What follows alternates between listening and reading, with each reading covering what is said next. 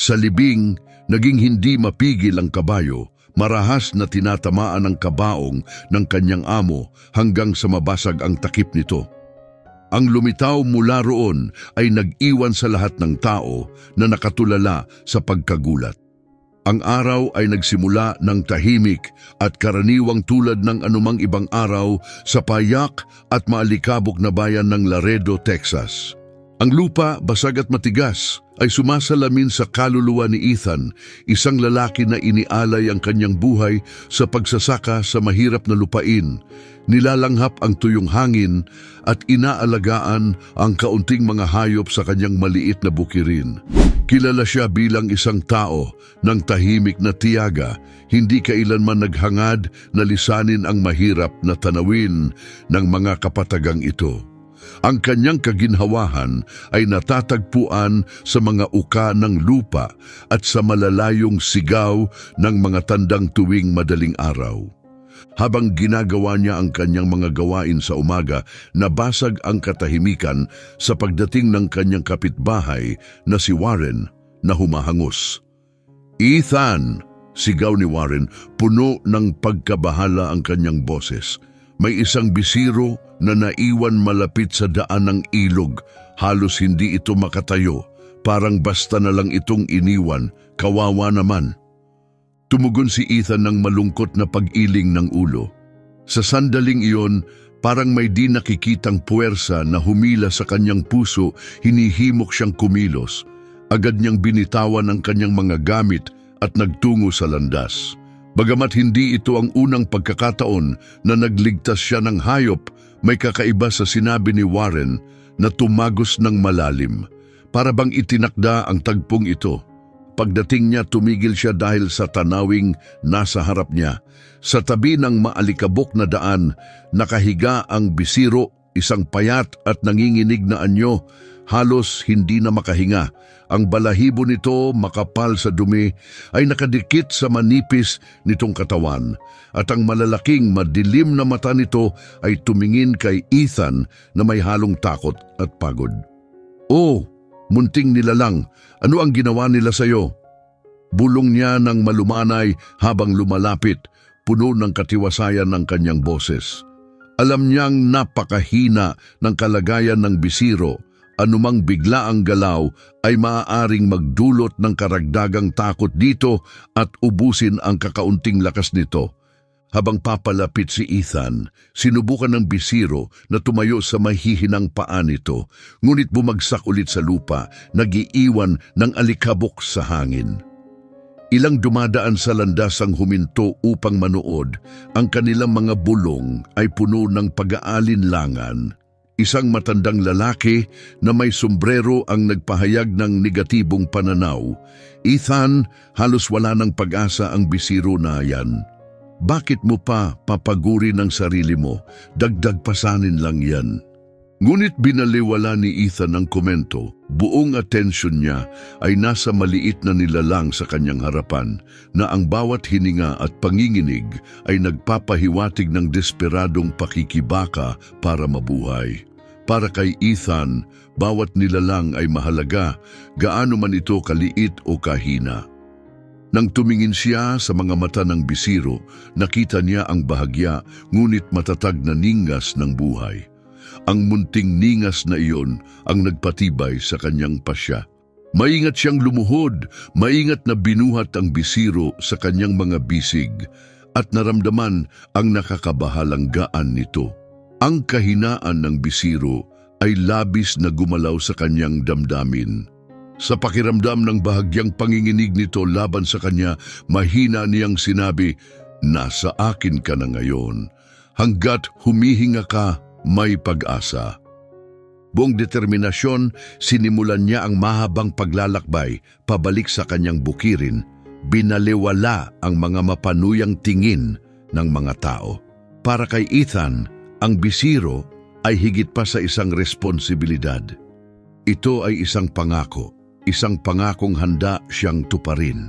Pagdating sa kanyang tahanan, dahan-dahan niyang inilapag ang bisiro sa isang higaan ng bagong dayami sa lumang kamalig.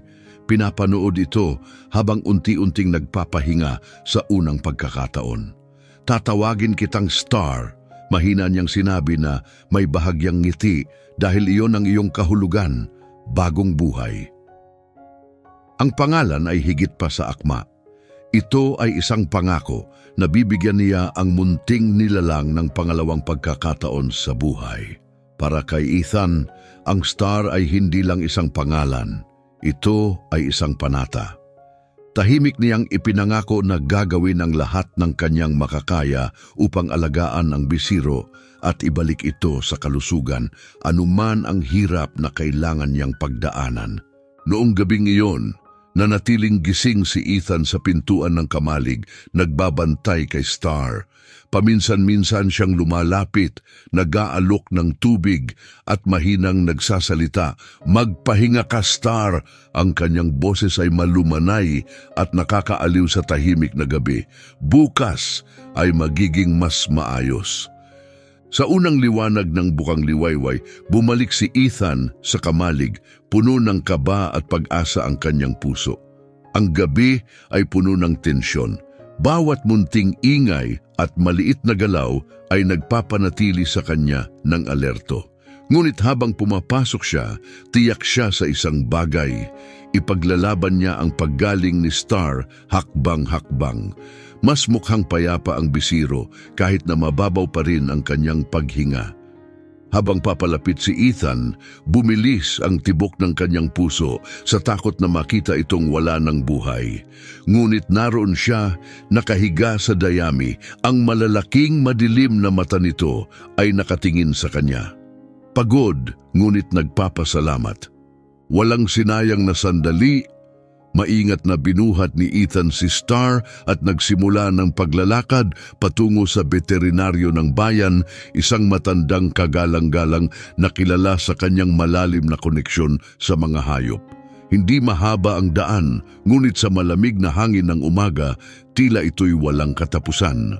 Pagdating nila, lumabas ang veterinaryo, ang matalas niyang mga mata ay maingat na sinusuri ang payat na bisiro sa bisig ni Ethan. "Ano ang meron tayo rito?" tanong ng veterinaryo habang inaayos ang kanyang salamin upang mas mabuting masilip si Star. "Siya si Star," sagot ni Ethan na may kalmadong tinig. Itinatago ang bagabag na damdamin sa loob niya. "Natagpuan ko siyang iniwan sa tabi ng ilog. Hindi ko siya kayang pabayaan." Tumango ang veterinaryo, may di nagsasalitang pag-unawa sa pagitan nila habang nakikita niya ang koneksyong nabuo na sa pagitan ni Ethan at ng mahina pang bisiro. Matapos ang masusing pagsusuri, bumuntong hininga ang veterinaryo. Ang kanyang mukhay naging seryoso habang humarap kay Ethan. "Kailangan kong maging tapat sa iyo, Ethan. Ayokong magbigay ng maling pag-asa." Napakahina ni Star. Ang kanyang katawan ay hirap na hirap lang para magpatuloy at sa totoo lang hindi maganda ang kalagayan niya. Huminto siya, hinahanap ang pinakamalumanay na paraan upang ipagpatuloy.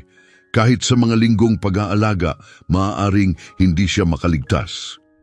Naramdaman ni Ethan ang bigat sa kanyang tiyan habang naririnig ang madilim na pagsusuri, ngunit hindi nang hina ang kanyang loob. Tumingin siya kay Star. Ang kanyang paghinga ay hirap habang nagpapahinga sa mesa ng pagsusuri. "Hanggat may hininga siya, Doc, hindi ako susuko." Deklarasyon ni Ethan. Ang kanyang boses ay puno ng determinasyon. Ang tigas ng kanyang paninindigan ay hindi na mapasusubalian. Malinaw sa parehong lalaki na para kay Ethan, si Star ay higit pa sa isang alaga. Siya ay isang pangako, isang sumpang nais niyang tuparin. Tumango ang veterinaryo, tinamaan ng dedikasyon ni Ethan at iniabot ang isang hanay ng mga tagubilin sa pangangalaga.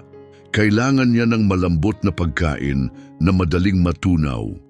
Panatilihin siyang mainit lalo na sa gabi. Ang lamig ay maaaring makasama pa sa kanya.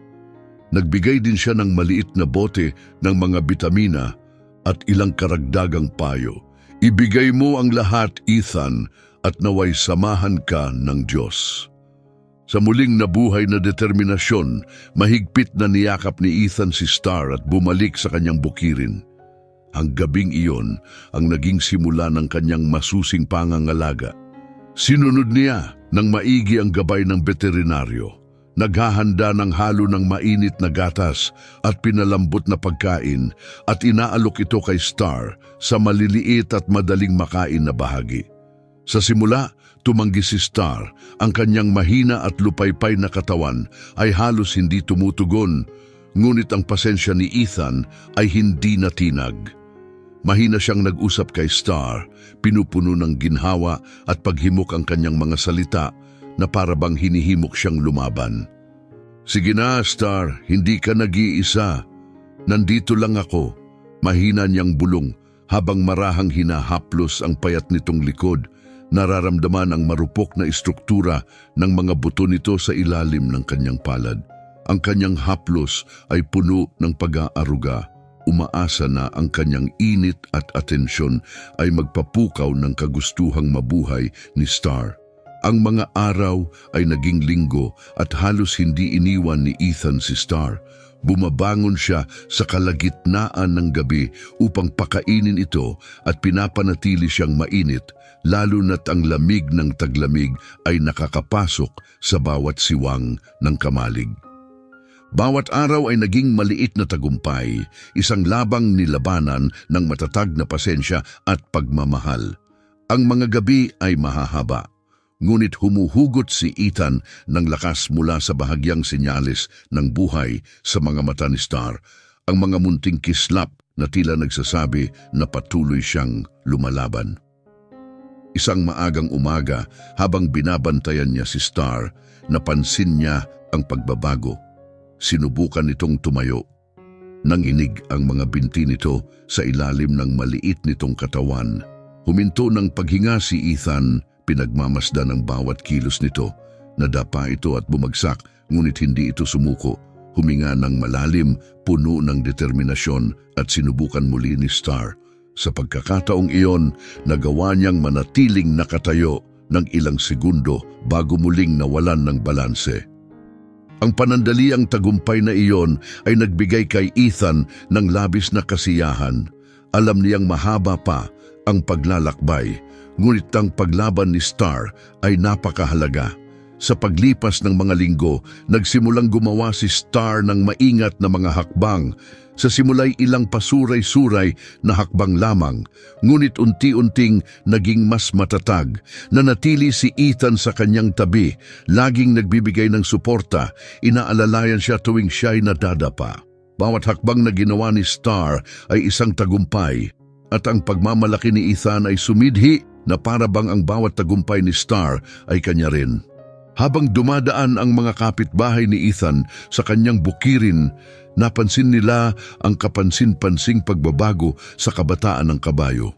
Ang mga taong unang nagsabi kay Ethan na sumuko na ay ngayoy tumitingin sa kanya ng may paggalang. Ang ilan ay huminto upang magtanong tungkol sa progreso, habang ang iba naman ay tahimik na nagmasid, naantig sa hindi matinag na dedikasyon ni Ethan kay Star sa loob ng maraming buwan. Ang pagbabago ni Star ay malinaw na makikita ni Ethan at ng lahat ng nagduda sa kanyang kakayahan. Ang dati mahina at nanginginig na bisiro ay naging isang malakas at elegante ng kabayo. Ang kanyang balahibo ay kumikintab sa ilalim ng araw. Patunay ng pagmamahal at pag-aarugang kanyang natanggap.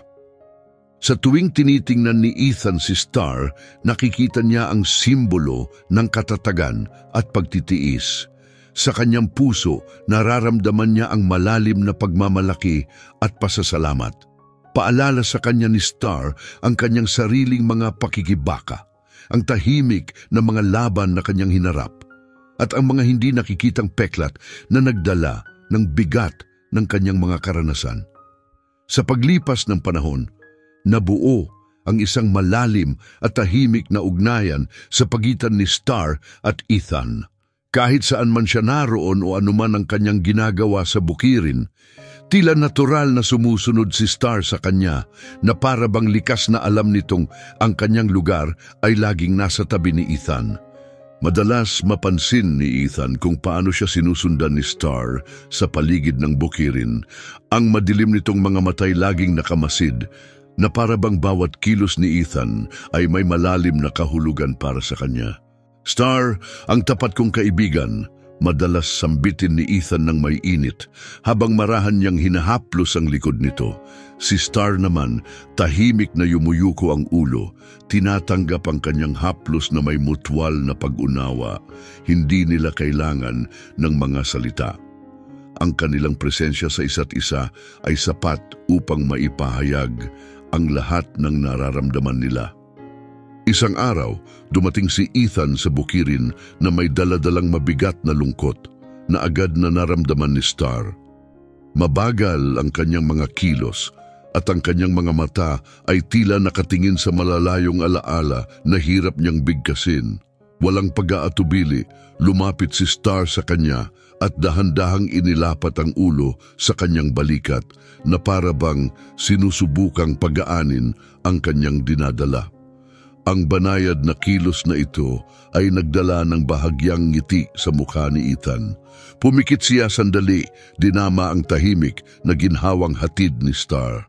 "Salamat, Star," mahinang bulong niya habang hinahaplos ang ulo nito. "Minsan pakiramdam ko ikaw lang talaga ang nakakaintindi." Sa sandaling iyon, napagtanto ni Ethan na higit pa sa isang hayop si Star para sa kanya. Siya'y isang kaibigang kaluluwa, isang maaasahang presensya sa mga pinakamahirap niyang oras. Habang lumilipas ang mga taon, ang hindi matatawarang ugnayan sa pagitan ni Ethan at ng kanyang mare ay naging paksa ng usapan sa kanilang mga kapitbahay. Parang iisa ang kaluluwa nila, sabi ng ilan, humahanga sa malalim na koneksyon. Ang iba naman ay tahimik na minamasdan ang kanilang relasyon na para bang ito'y isang banal na bagay na lampas sa anumang paliwanag. Para kay Ethan, bawat araw na kasama si Star ay isang mahalagang regalo. Mula sa pagiging isang mahina at desperadong nilalang, naging simbolo si Star ng buhay at lakas, isang inspirasyon sa lahat ng nakakita ng kanyang pagbabago. Ibinalik niya kay Ethan ang isang bagay na natakot na niyang nawala ng tuluyan, ang dahilan upang magpatuloy umasa. Bawat araw ay isang pagkakataon upang harapin ang buhay kasama ang isang matapat na kasama na pumupuno sa tahimik na sandali ng kanyang pag-iisa.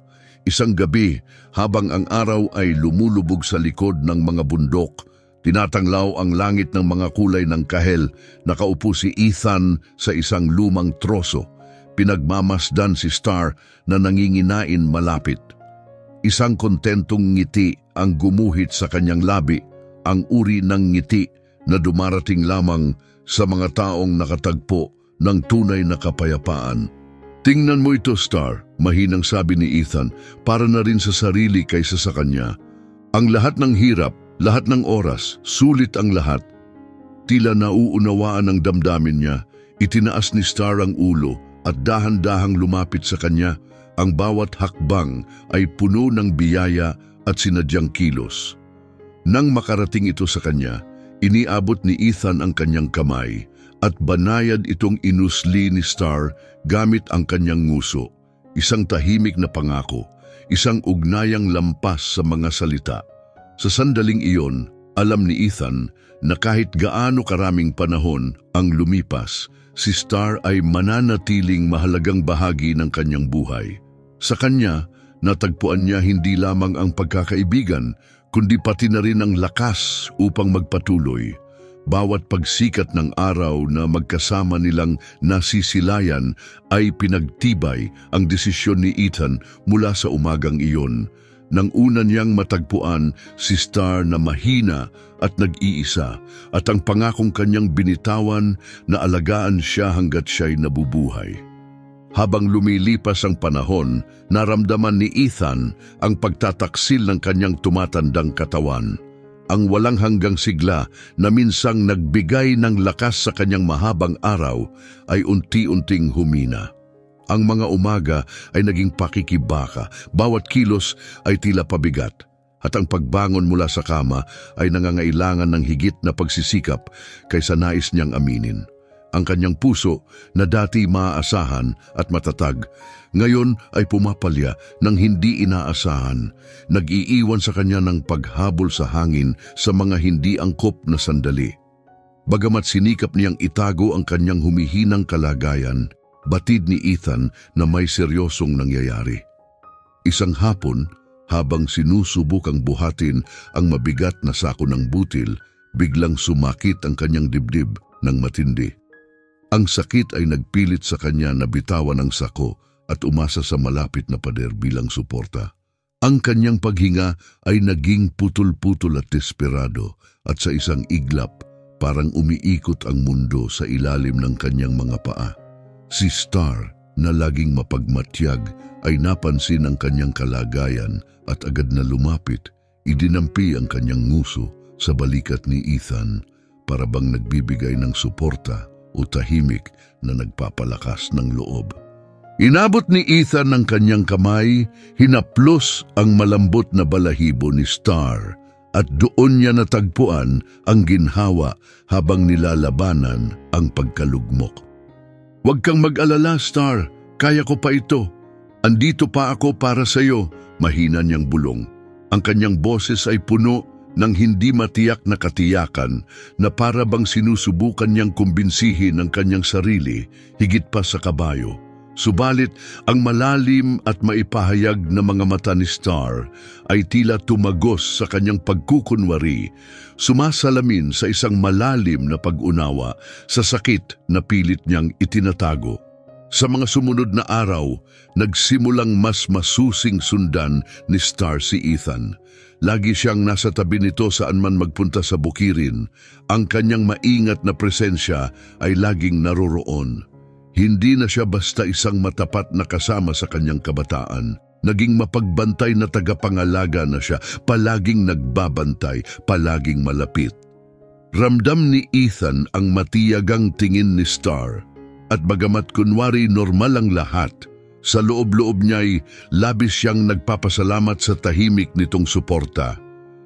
Ang hindi nila sinasabing koneksyon ay naging mas matatag pa. Isang lubid na kumakapit sa kanya habang patuloy na humihina ang kanyang lakas. Sa huli, kinailangan ni Ethan harapin ang katotohanang matagal niyang iniiwasan. Tapos na ang kanyang mga araw ng masiglang paggawa sa bukirin at maging ang pinakapayak na gawain ay naging napakahirap para sa kanya. Sa ayaw man niya, tumawag siya sa kanyang pamangkin na si Noah para humingi ng tulong. Si Noah, isang matipuno at mabuting kabataan, ay agad na pumayag at mabilis na kinuha ang mga pang-araw-araw na gawain sa bukirin, pagpapakain sa mga hayop, pagbubungkal ng lupa at pag-aasikaso ng mga trabahong minsang pinagmamalaki ni Ethan. Subalit, hindi madaling tinanggap ni Star si Noah. Tiningnan niya ito nang may maingat na pag-aalinlangan. Ang kanyang kilos ay malinaw na nagpapakita na si Ethan pa rin ang kanyang mundo. Gaano man kahinahon, subukang makipagkaibigan ni Noah kay Star, palaging bumabalik si Star sa tabi ni Ethan. Hinahanap ang ginhawa ng kanyang presensya kahit nahirap na si Ethan na lumabas pa sa kanilang pintuan. Isang hapon, sa kabila ng matinding pagkapagod na bumabalot sa kanya, naramdaman ni Ethan ang pangangailangang makita si Star sa kulungan. Bawat hakbang ay mabigat, ngunit ang pagnanais na makasama ang kanyang matagal ng kaibigan ang nagbigay sa kanya ng lakas. Nang makarating siya, naroon na si Star na para bang hinihintay ang kanyang pagdating. Dahan-dahang lumapit si Star, inaayon ang kanyang hakbang sa mabagal na kilos ni Ethan. Ang kanyang mga galaw ay sumasalamin sa kahinaan nito. "Alam mo palagi kung kailan kita kailangan, hindi ba, Star?" Mahinang sabi ni Ethan, habang marahang hinahaplos ang makinis na leeg ng kabayo. Idiniin ni Star ang sarili sa kanyang haplos, mahinang huminga. Ang kanyang paghinga ay tila sumasabay sa ritmo ng kay Ethan. Sa mga sandaling iyon, nakahanap si Ethan ng kaunting ginhawa, isang pansamantalang pagtakas mula sa walang awang pag-usad ng panahon na patuloy na nagpapahina sa kanya. Ngunit hindi alintana ng oras ang kanilang koneksyon. Ang lakas ni Ethan ay lalong humina at ang kanyang mga pagbisita sa kulungan ay naging bihira. Ang mga araw na magkasama silang nasa ilalim ng bukas na kalangitan ay unti-unting nawala. Mula sa bintana ng kanyang munting tahanan, pinagmamasdan ni Ethan si Star na nanginginain sa malayo o nakatayo ng tahimik. Ang tingin nito'y nakatuon sa bahay na para bang hinihintay siyang lumabas. Paminsan-minsan, kapag iniwang nakabukas ni Noah ang pinto sa kanyang pagpunta sa mga bukirin, dahan-dahang lalapit si Star sa beranda. Sisilip siya sa loob na para bang hinahanap ang kanyang matagal ng kasama. Maingat ngunit matatag, ang makita siyang malapit ay nagdulot kay Ethan ng halo-halong damdamin, kirot para sa nawala sa kanya at isang malalim na pasasalamat sa di matitinag na pagmamahal na patuloy na ipinapakita ni Star. Ang kabayong minsang umasa sa kanya ay tila siya na ngayon ang nag-aalaga sa kanya. Nagbaliktad man ang kanilang papel, nanatili ang kanilang ugnayan na kasing tibay ng dati, hindi na apektuhan ng panahon o kalagayan. Star, mahina niyang bulong. Ang kanyang tinig ay parang isang malumanay na alingawngaw. Tila nagpalit tayo ng papel. Ngayon, ikaw na ang nag-aalaga sa akin. Sa mga banayad na sandaling iyon, isang tahimik na koneksyon ang nagbuklod sa kanila, isang ugnayang lampas sa mga salita. Sa mga araw na tila napakahirap bumangon mula sa kama, si Noah ang nag-aalaga kay Star para kay Ethan. Ngunit sa mga araw na nakakahanap si Ethan ng lakas upang makarating sa pastulan, kahit na para lamang sa ilang mahalagang sandali, si Star ay palaging nasa tabi niya. Pareho nilang nauunawaan na ang kanilang oras na magkasama ay hindi mapapalitan. Maikli ngunit napakahalaga. Ang liwanag ng araw na dumadaloy sa pagitan ng mga puno at ang banayad na simoy ng hangin na dumadampi sa mga bukirin ay tahimik na saksi sa kanilang malalim at simpleng pagmamahalan. Habang lumalala ang kalusugan ni Ethan, lalo pang tumibay ang kanilang ugnayang nabuo mula sa kahinaan ng buhay. Sa bawat araw na lumilipas, ang kalagayan ni Ethan ay patuloy na bumabagsak. Natagpuan niya ang sarili na lalong nakakulong sa loob ng mga simpleng dingding ng kanyang tahanan, kung saan ang liwanag ng araw ay parang nag-aatubiling pumasok, nagdadala ng banayad na liwanag sa likod ng maninipis na kurtina. Bawat hininga niya ay mabigat, laging sinasamahan ng malalim na sakit sa kanyang dibdib.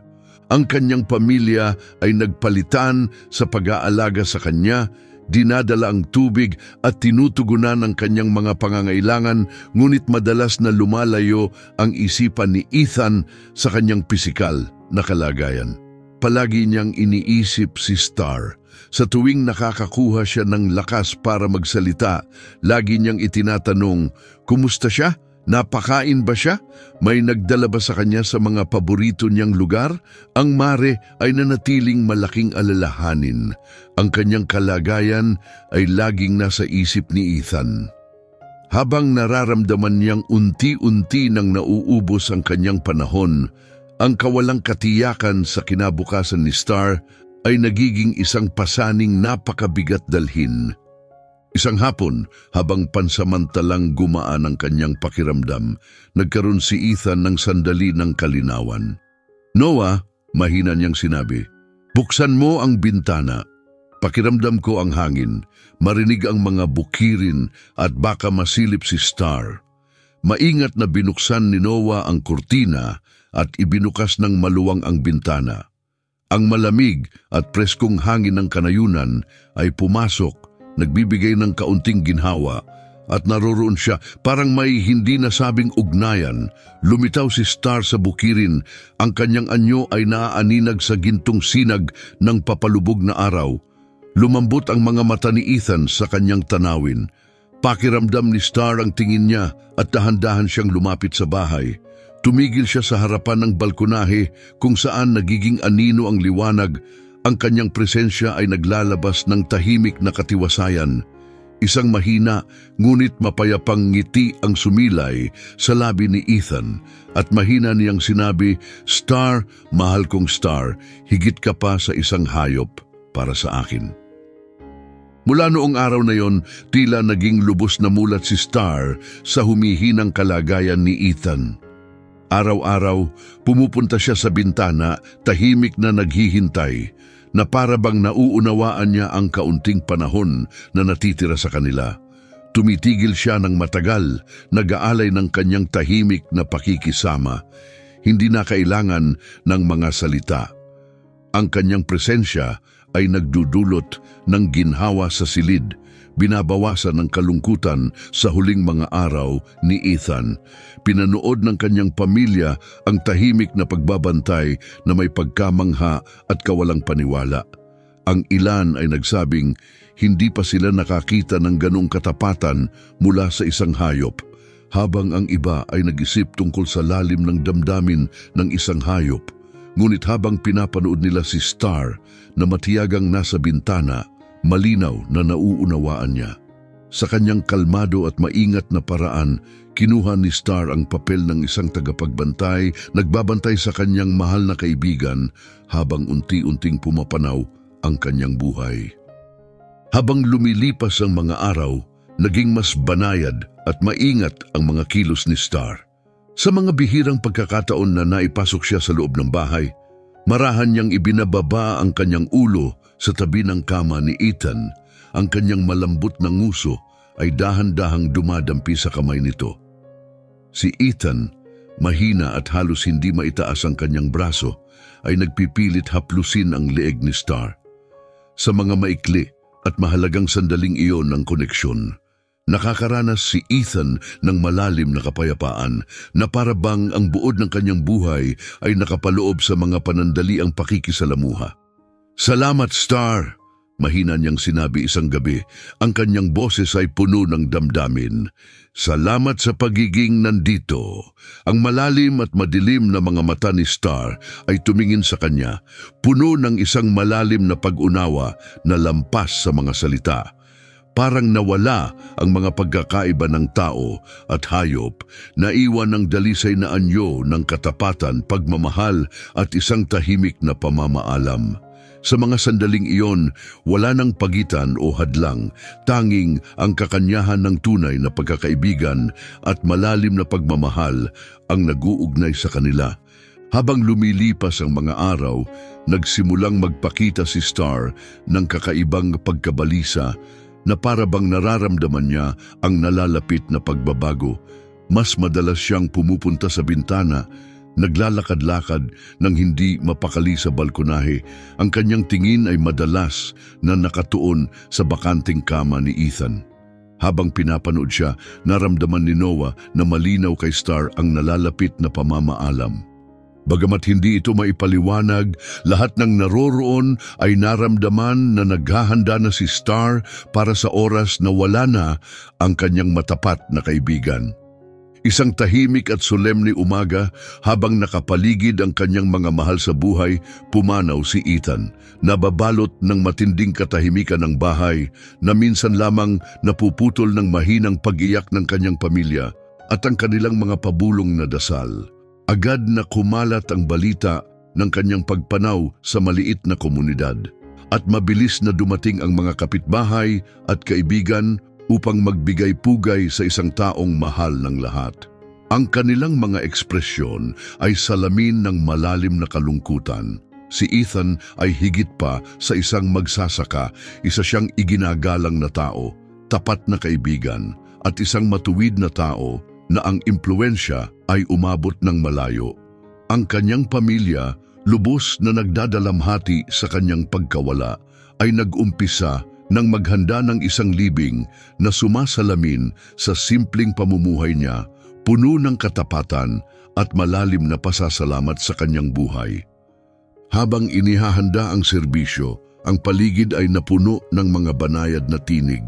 na nagkukwento ng mga alaala at karunungan na naibahagi ni Ethan sa maraming tao sa bayan.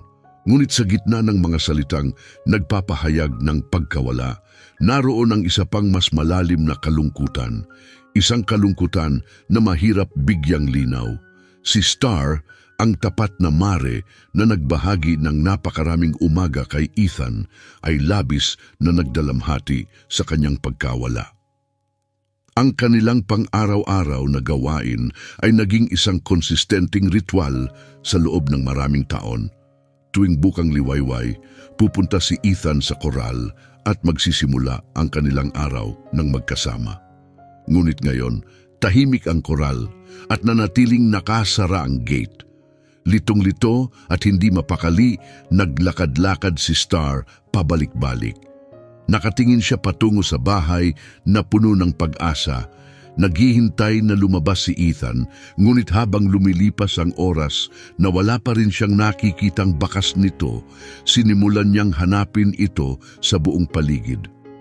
Ang kanyang mga galaw ay naging mas balisa at ang kanyang malulungkot na mata ay nagpapakita ng matinding dalamhati na tumimo sa damdamin ng lahat ng nakasaksi sa kanyang paghihirap.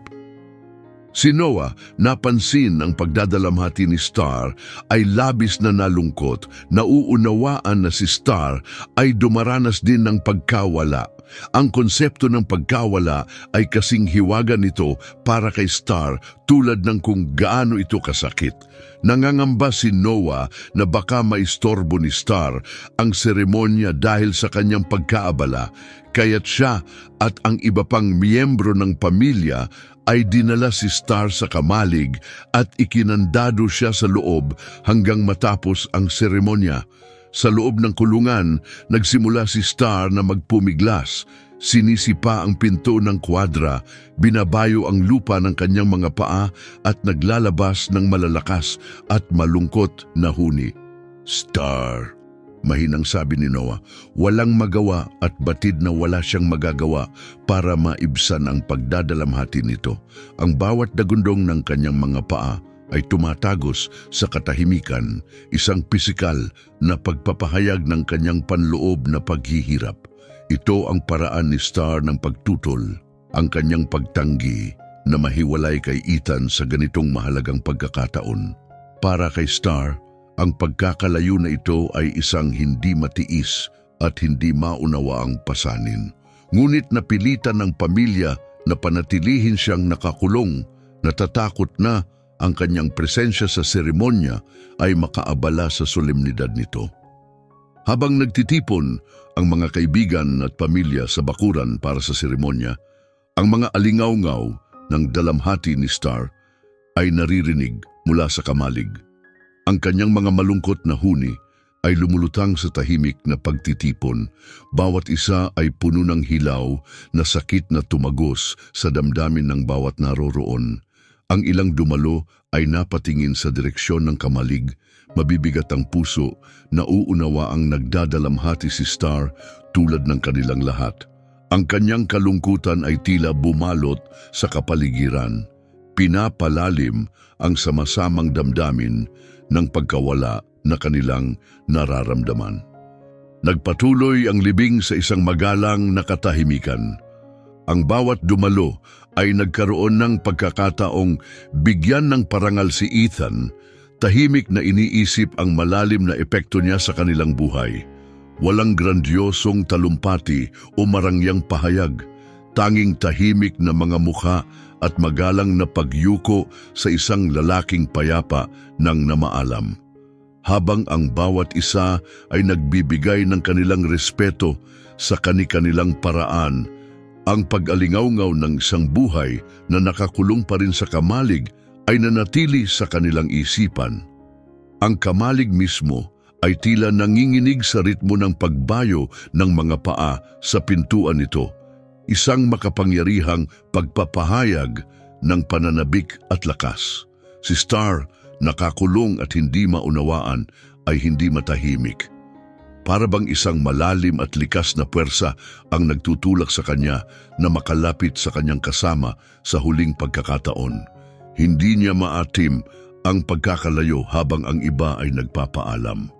Ang bawat hampas ng mga paa ni Star ay tila kasabay ng tibok ng kanyang puso. Bawat isa ay lalong lumalakas at mas makapangyarihan, hanggang sa tuluyang bumigay ang pintuan ng kuwadra na may malakas na dagundong. Lumaya si Star, ang kanyang bilis at lakas ay labis na nakagulat sa mga malapit habang mabilis siyang tumakbo patungo sa pagtitipon. Ang mga bisita sa libing ni Ethan ay instinktibong umurong. Ang kanilang mga mukha ay puno ng takot at pagkalito. Ang tahimik na solemnidad ng seremonya ay naputol ng magulong-bulong-bulungan habang ang ilan ay umatras upang bigyang daan ang kanyang dramatikong pagpasok.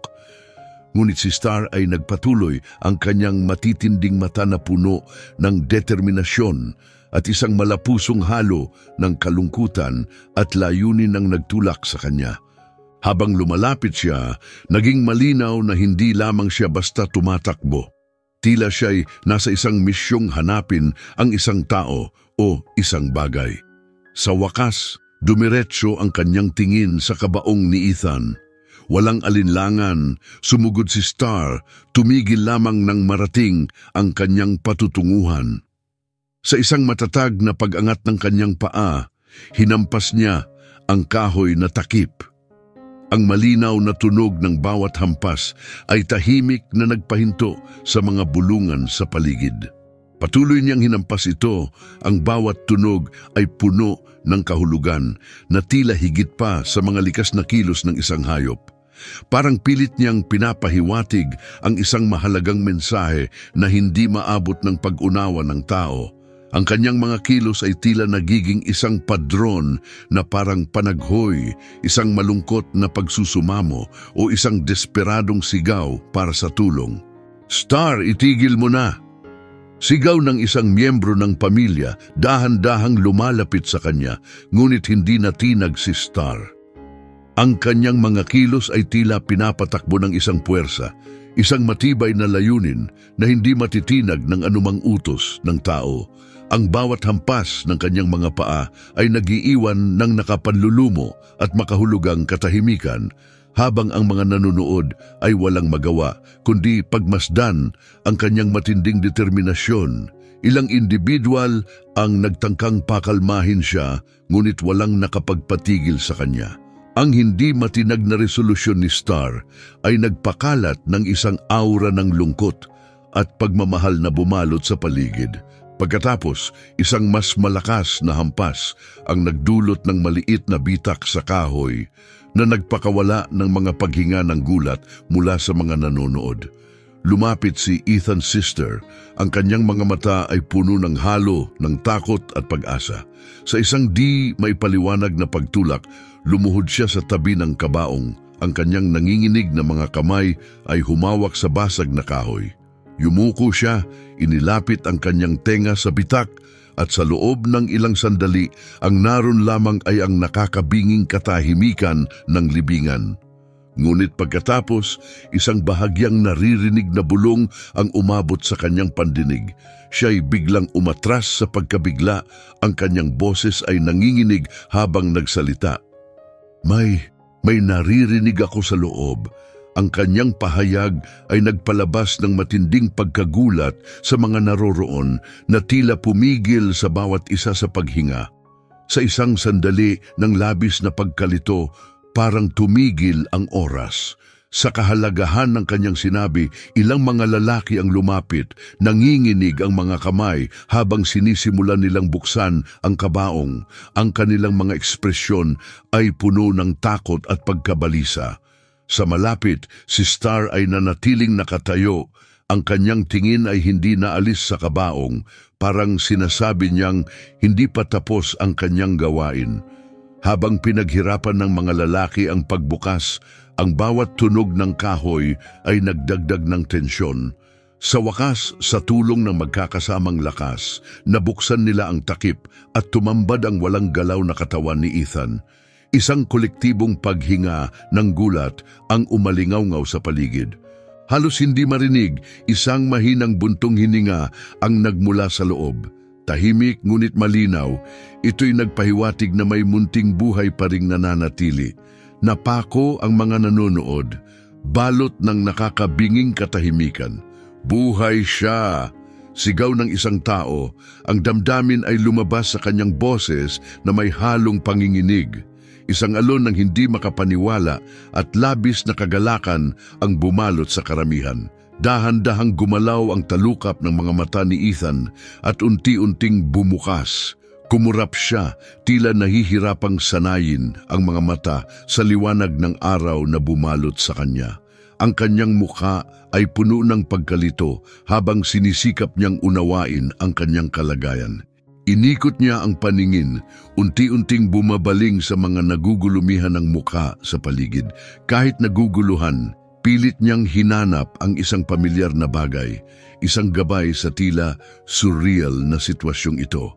Sa wakas, dumapo ang kanyang tingin kay Star, ang matatag na mare, tahimik na nakatayo sa gilid. Ang ulo bahagyang nakatilt, na para bang siya rin ay naghihintay sa kanilang makabagbag damdaming muling pagkikita. Star, mahina niyang binigkas. Ang kanyang tinig ay marupok at puno ng kahinaan. Sa kabila ng kanyang mahinang kalagayan, ang presensya ng kanyang tapat na kaibigan ay nagdulot ng malalim na kapayapaan, isang kumpirmasyon na milagrosong bumalik siya mula sa isang lugar na bihirang natatakasan. Sa pagkarinig ng kanyang pangalan, lumapit si Star. Ang kanyang malaki, madilim na mga mata ay nakatuon kay Ethan. Sa kanilang pagtititigan, naroon ang isang di maipaliwanag na koneksyon, isang ugnayan na lampas sa karaniwang pangunawa ng tao, isang samahan na tila hinamon pati ang kamatayan. Sa kanilang paligid, dumaloy ang luha ng pamilya ni Ethan. Saksi sila sa isang himala na hindi nila inasahang magaganap. Isang halo ng pasasalamat at hindi makapaniwala ang pumuno sa paligid habang pinapanood nila ang pambihirang tagpo. Ang kanyang kapatid na babae ay dahan-dahang lumapit, labis na dinadala ng kanyang emosyon, marahang hinawakan ng kamay ni Ethan at tahimik na humagulgol. Ang iba na may nagpunas ng kanilang mga mata, nagbibigay ng respeto kay Star. Ngayon ay lubos na nauunawaan ang saklaw ng kanyang katapatan. Ang kanyang walang hanggang debosyon ang pumigil kay Ethan na tuluyang bumigay sa huling tulog. Salamat, Star, mahinang sabi ng isang miyembro ng pamilya. Ang boses ay nababasag ng damdamin. Ikaw ang nagligtas sa kanya. Mahinang tumango si Ethan, bagamat sinusubukang intindihin ng lahat, alam ng kanyang puso ang katotohanan. Ang matatag na pagmamahal ni Star ang nagsilbing tagapagbantay. Hinihila siya mula sa bingit ng kawalan. Ang mga bulong ng mga tao sa paligid ay naputol nang dumating ang lokal na doktor, nagmamadali matapos makarinig ng balita tungkol sa nangyari. Dumaan siya sa karamihan, lumuhod sa tabi ni Ethan at sinimulang suriin ang kanyang pulso at iba pang vital signs. Pagkaraan ng ilang sandali, huminga siya ng maluwag at nagsalita ng may kalmadong autoridad sa mga naroroon. Ang pinagdaanan ni Ethan ay isang pambihirang pangyayari na tinatawag na catalepsy, paliwanag ng doktor. Sa ganitong mga kaso, ang katawan ay nagiging ganap na matigas at ang paghinga ay napakababaw na tila patay na, madalas itong napagkakamalang kamatayan. Hinarap niya ang pamilya ni Ethan na nakikinig ng may halo ng paghanga at pagkalito. Ito'y bihira, ngunit nangyayari. Mukhang sa kung anong paraan, ang koneksyon ni Star kay Ethan ang nagbigay daan sa kanya na matuklasan ang hindi natin nakita. Na siya'y buhay pa bagamat halos hindi matukoy. Ginawa niya tayong mulat na siya'y naririto pa rin sa atin. Dahan-dahang tumango ang karamihan, ang kanilang mga mata ay muling bumaling kay Star na ang kalmadong kilos ay mariing kabaligtaran ng emosyonal na kaguluhan sa paligid. Nanatili siyang malapit kay Ethan, hindi natitinag ang kanyang katahimikan na parabang matagal na niyang alam ang natuklasan pa lamang ng iba. Para kay Ethan, unti-unting luminaw ang realidad sa bawat paghinga. Iniunat niya ang kanyang kamay kay Star na dahan-dahang inilapit ang kanyang nguso upang salubungin ito. Ang init at pakiramdam ng kanyang presensya ay nagkumpirma ng kanyang pagbabalik sa buhay. Ang buhay ay hinila siya pabalik, kasama si Star bilang mahalagang kawing na nag-angkla sa kanya sa mundong ito. Salamat Star, mahinang bulong niya. Ang kanyang boses ay mahina ngunit puno ng labis na pasasalamat. Tila naunawaan ito ni Star, ang kanyang malalaki at madilim na mga mata ay sumasalamin ng isang malalim na karunungan. Ang mga nasa paligid ay labis na naantig. Ang ilan ay lumuha ng hayagan habang ang iba naman ay tahimik na namangha. Kinikilala ang pambihirang pangyayari na kanilang nasaksihan, isang pagpapakita ng katapatan at pagmamahal na lampas sa karaniwang hangganan. Matapos ang milagrosong paggaling, dahan-dahang inihatid ng pamilya ni Ethan, siya pauwi, maingat na parang siya'y marupok na porselana. Ganap nilang nauunawaan ang kanyang kahinaan matapos ang napakalapit na engkwentro sa kamatayan. Sa mga sumunod na araw, ang tahanan ni Ethan ay naging isang kanlungan ng init at pagbabantay. Ang kanyang mga kamag-anak ay laging nasa kanyang tabi, nagbibigay ng walang sawang pag-aalaga at pinapahalagahan ang bawat sandali ng kanyang muling pagkakataong mabuhay. Ngunit wala nang mas mapagbantay pa kaysa kay Star na mula nang bumalik si Ethan ay hindi na lumayo sa kanyang tabi, kumikilos bilang kanyang tapat na tagapagbantay sa lahat ng oras. Ang unang beses na muling nagtungo si Ethan sa pastulan matapos ang ilang araw ng pagpapagaling, naroon si Star na naghihintay. Kitang-kita ang kanyang pasensya. Lumapit siya kay Ethan ng mahinahon, na parang batid niyang hindi pa ito ganap na malakas. Si Ethan, bagamat nangihina pa, ay inabot si Star at niyakap ito ng mahigpit at tahimik. Tumayo si Star ng matatag, hinayaan siyang sumandal sa kanyang leeg, na para bang ang presensya niya ay sapat upang maibalik ang lakas na nawala. Salamat Star, mahina ngunit taos-pusong sabi ni Ethan. Ang mga salitang iyon, bagamat kaunti, ay naglalaman ng napakalalim na damdaming hindi niya maipahayag ng buo. Napagtanto niyang kung wala si Star, maaring hindi na siya naroroon. Simula noon, si Star ay hindi na basta isang kabayo. Siya'y naging bahagi ng kaluluwa ni Ethan. Isang kasama na ang koneksyon ay lampas sa kayang ipaliwanag ng mga salita. Habang lumipas ang panahon, unti-unting bumalik ang lakas ni Ethan. Ang kanyang pamilya lubos na nagpapasalamat sa panibagong pagkakataong ibinigay sa kanila ay tinanggap si Star bilang tunay na miyembro ng kanilang pamilya. Hindi na siya basta isang hayop. Siya'y naging mahalagang bahagi ng kanilang buhay, minahal ng bawat isa. Sa kanyang kalmadong likas na ugali at matatag na katapatan, si Star ay nakakuha ng pagmamahal at respeto ng buong sambahayan. Ang kwento ni na Ethan at Star ay mabilis na kumalat sa kanilang maliit na komunidad na parang dinadala ng hangin mula sa isang tao patungo sa iba. Ang bawat pagsasalaysay ay puno ng paghanga, habang ang kanilang mga kapitbahay ay namangha sa kung paano nagawa ng isang simpleng kabayo ang tila imposibleng bagay, ang pagbangon ni Ethan mula sa tila walang katapusang kadiliman. Si Star ay naging buhay na simbolo ng tunay na katapatan at isang pagmamahal na tila lampas pa sa buhay mismo. Habang bumabalik ang lakas ni Ethan, mas lalo niyang ginugol ang oras kasama si Star. Sinasabi sa kanya ng mahina ang mga alaala at karanasang nagbago sa kanilang buhay.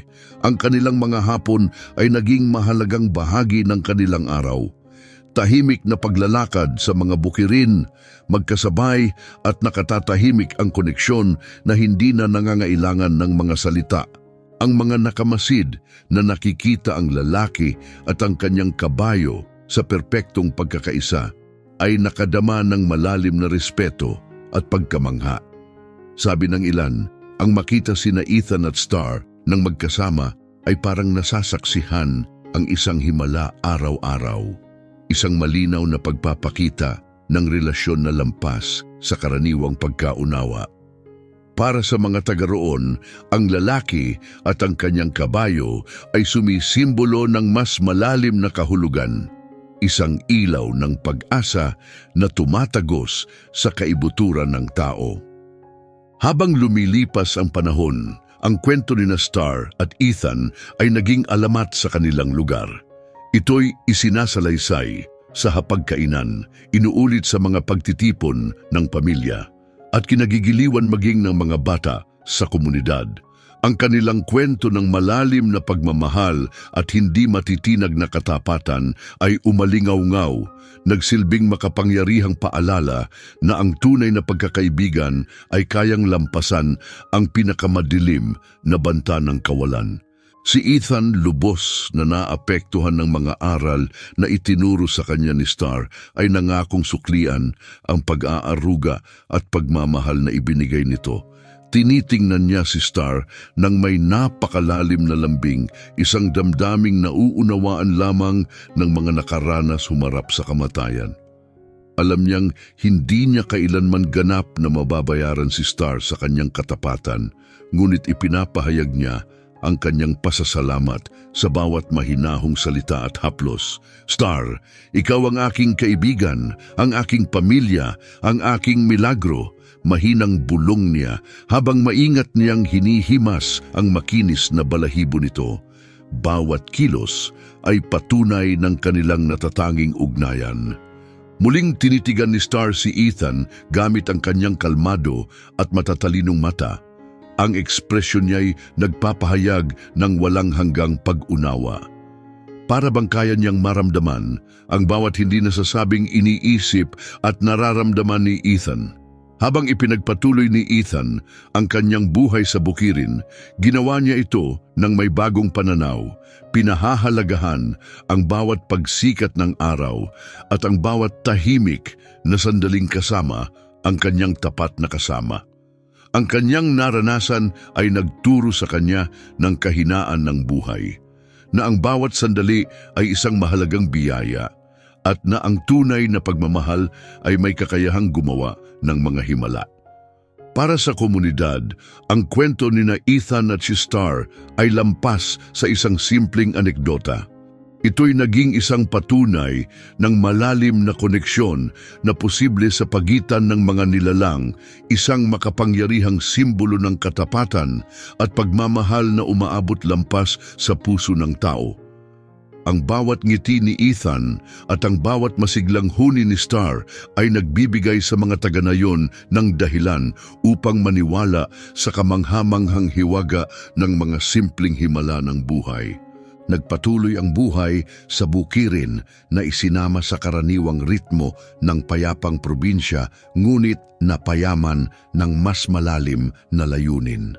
Sina Ethan at Star na pinagbuklod ng isang kahanga-hangang paglalakbay ay nagpatuloy tulad ng dati. Ang kanilang ugnayan ay banal matapos nilang malampasan ang hindi masukat na pagsubok. Ang kanilang kwento ay nananatiling inspirasyon sa lahat ng nakakaalam nito. Isang salaysay ng matibay na katapatan at pagmamahal na lampas sa inaasahan. Sa kwentong ito makikita natin ang malalim na koneksyon sa pagitan ng isang tao at ng kanyang tapat na kabayo na nagpapakita kung paano ang ganitong ugnayan ay maaaring maging lifeline sa pinakamahirap na panahon. Ang pagbabagong anyo ni Ethan mula sa pagiging malakas sa kanyang kabataan patungo sa pagiging mahina dahil sa sakit ay sumasalamin sa matatag na debosyon ni Star.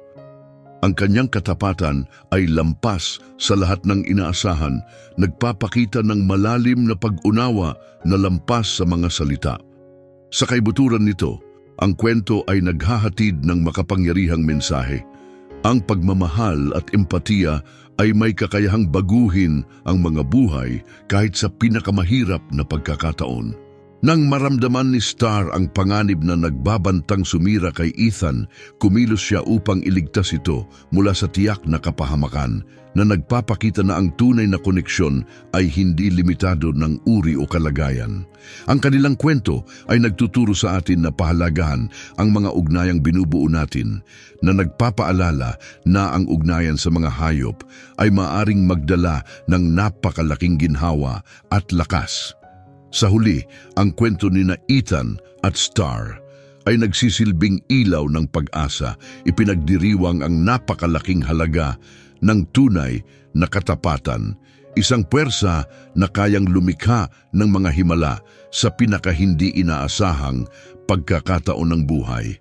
Kung ang kwentong ito ay nakaantig sa iyong puso, huwag kalimutang mag-like at mag-share. Mag-iwan ng komento kung paano ka nito naantig, at kung hindi ka pa nakasubscribe, isaalang-alang ang pag-subscribe sa channel. Naway pagpalain ka ng Diyos at samahan ka sa bawat hakbang ng iyong paglalakbay.